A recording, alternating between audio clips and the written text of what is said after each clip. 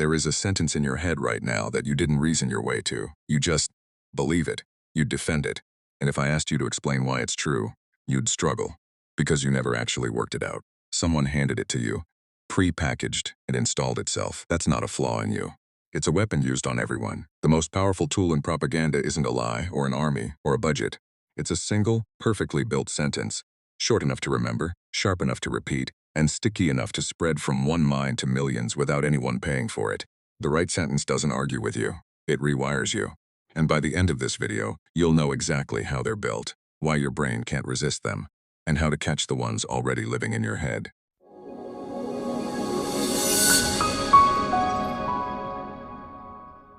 Let me prove how much real estate sentences already own in your mind. I'll start a few, and watch how your brain finishes them before you can stop it. A jingle from an ad you haven't seen in 10 years, and you can still hum the rest. A slogan for a product you've never even bought, and you know it by heart. A proverb your grandmother said, "A stitch in time saves," and your brain filled in the word before I did. A rhyme from school you'll remember on your deathbed. You didn't choose to memorize any of those. You didn't sit down and study them. They moved into your head, set up permanent residence, and they pay no rent. That's the power we're talking about. Except the people who weaponize it aren't selling soft drinks. They're selling beliefs. Who to trust, who to fear, what's true, what kind of person you are. And here's the unsettling part. Right now, you are carrying sentences exactly like those. But instead of jingles, they're convictions, things you're certain about. In those same, neat, repeatable words, they feel like your conclusions. Some of them were installed the same way the jingle was, not through reasoning, but through repetition, rhythm, and design. By the end of this, I'm going to show you the exact anatomy of a mind-rewiring sentence. The 5 ingredients that make one go viral inside a human brain, how it spreads without a single dollar of advertising, and the method to pull any of them apart so they can never run your thinking again. Let's start with why one sentence is so dangerous in the first place. To understand the weapon, you have to understand what your brain is desperate for. Thinking is expensive. Weighing evidence, holding nuance, sitting in uncertainty. It's slow, it's tiring, and your brain hates spending that energy, so it's always hunting for shortcuts. And a great sentence is the ultimate shortcut. It takes a huge, messy, complicated issue, something that would take an hour and real effort to understand, and it crushes it down into a few words you can carry in your pocket and pull out instantly. That's why a slogan is so seductive. It hands you the conclusion without making you do the thinking. You get to feel certain, feel informed, feel like you've understood something, without ever actually examining it. The sentence did the work, or rather, it let you skip the work entirely. And skipping work feels great. But look at what's hiding inside that bargain. When you adopt the sentence, you adopt its conclusion, and you never see the argument it skipped over. You don't see what was left out, what was oversimplified, what was quietly assumed. You just get the tidy ending.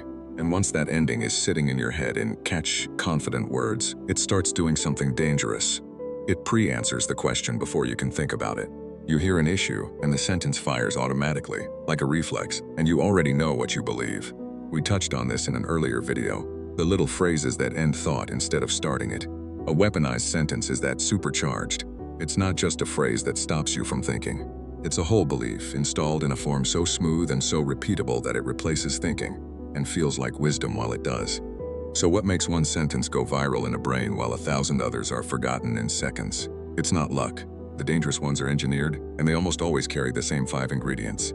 Ingredient 1, simplicity. It has to be so simple a child could repeat it perfectly after hearing it once. Big words and careful caveats kill a slogan. The whole point is frictionless transmission. If it's hard to say, it's hard to spread. Ingredient 2, sound. This is the sneaky one. Sentences that rhyme or have rhythm or repeat a sound don't just stick better, they actually feel more true. Researchers have found that people rate rhyming statements as more accurate than the exact same idea said in plain words. A claim that rhymes feels like wisdom. A claim that flows feels like fact. Your brain mistakes easy to say for likely to be true. Propagandists and ad writers have always known this, even before the science confirmed it. Ingredient 3, a kernel of truth. A pure lie is easy to reject. The most powerful sentences wrap themselves around something real, a genuine grievance, a true frustration, a fact you already feel. That kernel of truth is the hook that gets the whole package swallowed, including the distortion attached to it. You can't easily dismiss it, because part of it is true. Ingredient 4, emotion, usually us versus them. A sentence that makes you feel something, pride, anger, fear, belonging, travels far faster than a neutral one. And the most contagious feeling of all is identity. Us, the good and the wronged, against them, the threat. Wrap a belief in us versus them and it stops being an idea you consider. It becomes a side you join. Ingredient 5. Repeatability as a badge. The final ingredient turns the sentence into a uniform. Saying it out loud marks you as a member of the group. It signals which team you're on. So people don't just remember it, they broadcast it, because repeating it tells the world, and themselves, who they are. Stack those 5 together. Simple, musical, half-true, emotional, and identity marking. And you don't have a sentence anymore. You have a self-spreading weapon. Here's what makes this weapon different from almost any other form of influence. The best sentences don't need a budget. They turn the people who believe them into a free, volunteer army of broadcasters. Think about how an ordinary advertisement works. Someone has to pay, over and over, to put it in front of you. But a perfectly engineered sentence flips that. Once it's good enough, people repeat it for free, eagerly, because repeating it makes them feel smart, righteous, and part of something.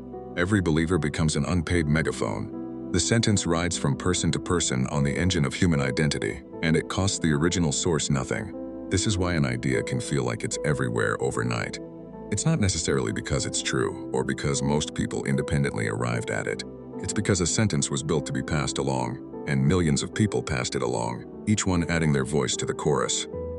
And that chorus does something to truth itself. We've covered this on the channel before. A statement repeated enough begins to feel true, regardless of the evidence, simply because it's familiar. So when one sentence is suddenly coming at you from every direction, friends, feeds, strangers, headlines, your brain quietly registers it as established fact. Not because anyone proved it, because everyone's saying it. There's a reason the most infamous propagandists in history understood that a claim, repeated relentlessly and confidently enough, can come to be accepted as truth by entire populations. The bigger and bolder the sentence, the more some people assume it must be real. Surely no one would repeat something that audacious if it weren't. And the most chilling part, most of the people spreading it have no idea they're carrying a weapon. They think they're just sharing something true. The sentence doesn't need them to understand it. It only needs them to repeat it. Now we reach the real danger, the moment the sentence stops being something you have and becomes the thing you think with. Once a sentence is fully installed, it does your reasoning for you, automatically, before you're even aware of it. A complicated situation comes up, and instead of thinking it through, the sentence just fires. And you already know the answer. It becomes a lens welded over your eyes. You don't see events anymore. You see them already interpreted through the sentence. Everything that fits it confirms it. Everything that doesn't, you don't even notice. Here's the test that reveals it. Find someone gripped by an engineered sentence, and this includes all of us on something, and ask them gently to explain the reasoning behind it. Not to repeat the sentence, to explain why it's true in their own words from the ground up. Very often they can't. They'll just say the sentence again, louder, maybe a little angrier, because there is no reasoning underneath for them to explain. The sentence is the reasoning, swallowed whole, conclusion and all. They own the answer but never own the thinking.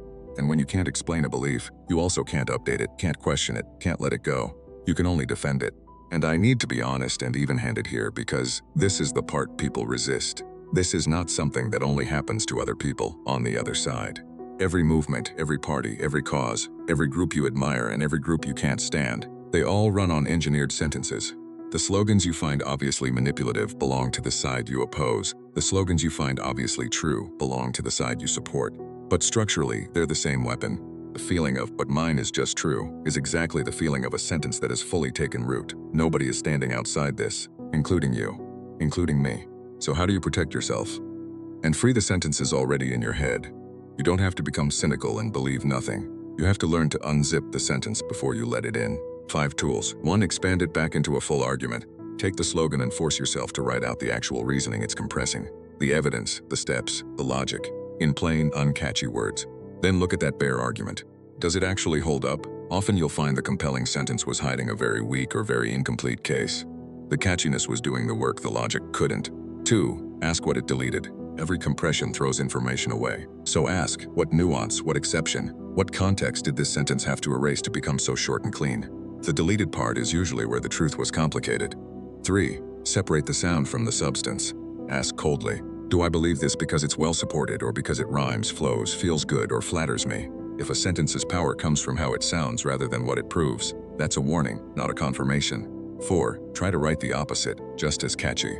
If you can build an equally simple, equally punchy sentence for the opposite position, then catchiness clearly isn't evidence of truth. Both can't be right, but both can be catchy. This instantly breaks the spell that it sounds so true, it must be true. 5, and this is the bravest one, audit your own sentences. Go looking for the beliefs you hold in neat, repeatable, confident words and ask yourself, can I actually explain the reasoning behind this from scratch, without just repeating the phrase? If you can't, you've found one that was installed rather than earned. That's not a reason to abandon it. It's a reason to finally go and do the thinking the sentence let you skip. Because here's the line to remember. A belief you can state but can't explain isn't a belief you own. It's one that was installed. And the only way to truly own your mind is to know the difference. So here's what changes after today. The next time a sentence lands and feels instantly, obviously true, that little click of yes, exactly, you'll pause. You'll notice you didn't reason your way there. And you'll ask the one question the sentence was built to stop. Wait, can I actually explain why?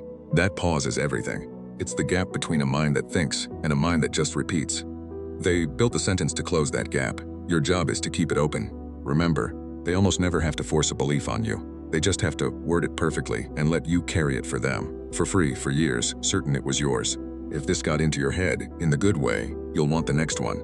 Because next, we leave the world of words and step onto the battlefield, where armies use these exact tactics as actual weapons. How a military can make an enemy surrender without firing a single shot.